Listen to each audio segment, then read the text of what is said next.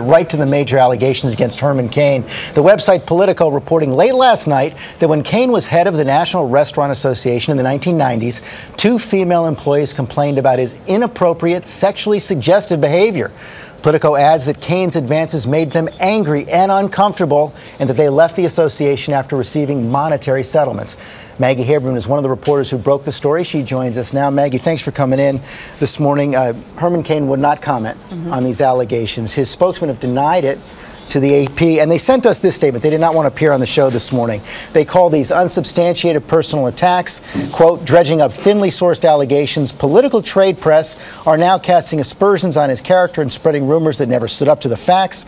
Since Washington establishment's critics haven't had much luck in attacking Mr. Cain's ideas to fix a bad economy and create jobs, they are trying to attack him in any way they can. Your response? I think the story was extremely well reported, and I think it really speaks for itself. We gave the campaign 10 days to respond to this. They repeatedly did not directly address the specifics of this, and one of my colleagues, Jonathan Martin, approached Mr. Cain directly yesterday, and he did not say these allegations are false. He didn't even really address it. So I think that the story is thoroughly reported, and again, I think it really does stand. The sources are anonymous for the most part. You speak to some members of the board of the National Restaurant Association who said they knew nothing about this. Did you speak to the women involved? You know, we spoke to many sources. I'm not going to specify who we spoke to. I think we spoke to a very lengthy roster of people who were around the NRA at the time, former board members, former staffers, as we said in the story. But I think I'm going to let the sources Why can't you say that you spoke to the women?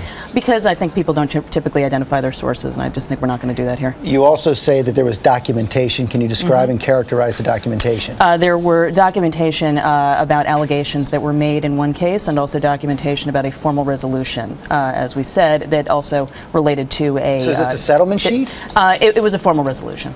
A formal resolution. This involved a payout to the women. Correct. If they would not speak in the future about this. There was language in the agreement of their separation from the NRA that they would not get into details of this. You know, the language you use, sexually suggestive, inappropriate behavior. What exactly did Cain do? I think it's a legitimate question, but I think that, as we said in the story, you know, there were gestures, there were comments, there were certain suggestive overtures, for instance, things that made these women uncomfortable, made them angry, and made them feel as if it was untoward. And they made formal complaints to the board? There were complaints made, and there were specific allegations involved. To the NRA. To the National Restaurant Association. Correct. And as I said, there were some board members on the record saying they knew nothing about this. How could that be?